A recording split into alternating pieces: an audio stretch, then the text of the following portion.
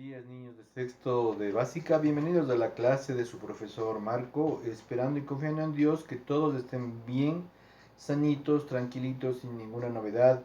Eh, Todo esto estoy completamente seguro de que esto va a pasar y vamos a volvernos a reunir para conversar y ver cómo nos ha ido en estos días en los que estamos pasando en casita. Mientras tanto, como ustedes saben, tenemos que seguir avanzando en nuestras clases. El día de hoy he preparado un cuadro en el que he resumido todo lo que hemos visto en estas últimas clases. ¿Qué es lo que hemos visto? Lo que es un número decimal exacto, lo que es un número decimal periódico puro y otro mixto. Entonces, aquí por ejemplo, siempre que yo vea que un número se está repitiendo muchas veces, es un número y este de aquí no tiene un número adicional antes del periódico, estamos frente a un número decimal periódico puro. Por lo tanto, voy a poner aquí una X para indicar que este número representa su decimal periódico puro. Vamos a ver acá abajo. Tengo aquí 1,4. No tiene puntos suspensivos, no tiene un sombrerito, no tiene un número que se vaya a repetir muchas veces. Entonces, ¿en qué casillero se marcará este número de aquí? Entonces, vamos a ver. ¿Podrá ser un número decimal exacto? Sí. ¿Por qué?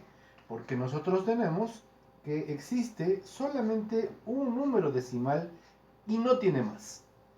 No podría ser 1,4, no podría ser un decimal periódico porque dijimos que el periódico es el que se repite muchísimas veces. La parte decimal se va a repetir infinito número de veces. Entonces, este no lo podría poner una X aquí.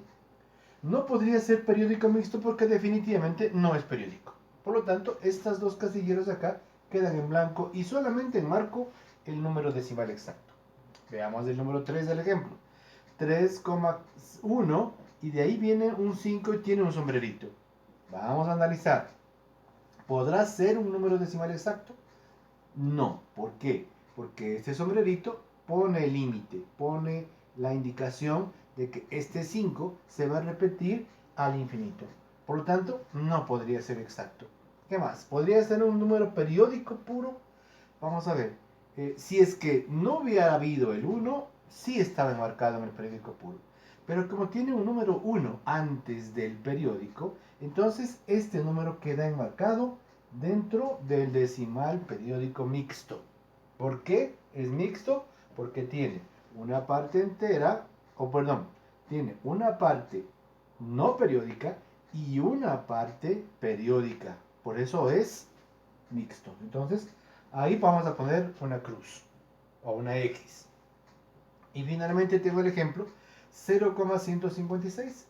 Aquí tiene tres decimales, no tiene puntos suspensivos como en el primer ejemplo, no tiene ningún sombrerito sobre el 156 ni sobre ningún número, por lo tanto, ¿podrá ser un periódico puro?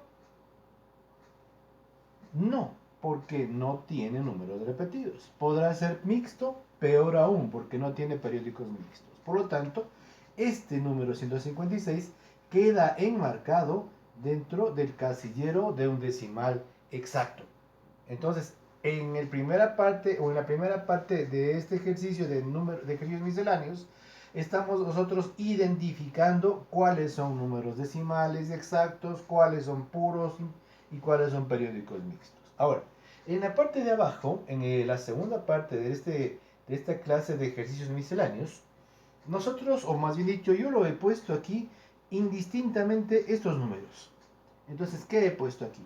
Que el decimal exacto dice 0,5, que existe un decimal periódico puro 0,2 periódico y un mixto 1,23 periódico. ¿Qué quiero hacer con esto? Quiero llegar a determinar su fracción generatriz.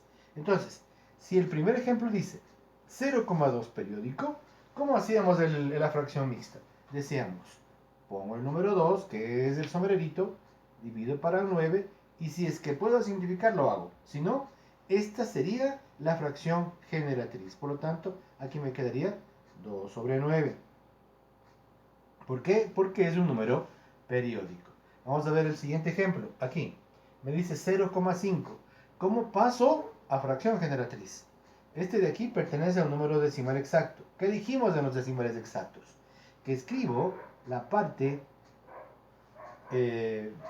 entera y divido para 1, ya no para 9. Cuidado con olvidarse de que no puedo dividir cuando sean exactos, ¿sí? No puedo dividir para 9, sino que esto divido para 10.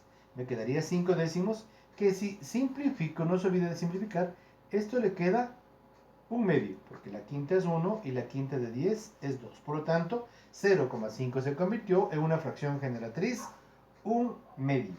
Y finalmente aquí tengo el número 1.23 que yo lo he enmarcado dentro de decimal periódico mixto. ¿Por qué? Porque tiene una parte que no es periódica y una parte que sí lo es. Por eso es número decimal periódico mixto. Ahora, esto quiero pasar a su fracción generatriz. ¿Cómo hacíamos?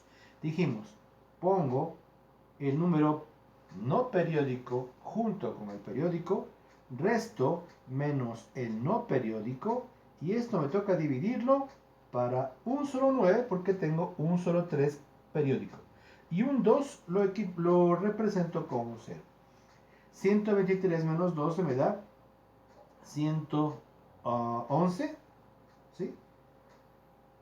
3 menos 2 me da 1, 2 menos 1, 2 menos 1 me da 1 y 1 es 1 sobre 90. Como no se puede simplificar, este valor quedaría dentro de la columna perteneciente a la fracción generatriz. Y así hemos terminado estos ejercicios explicativos.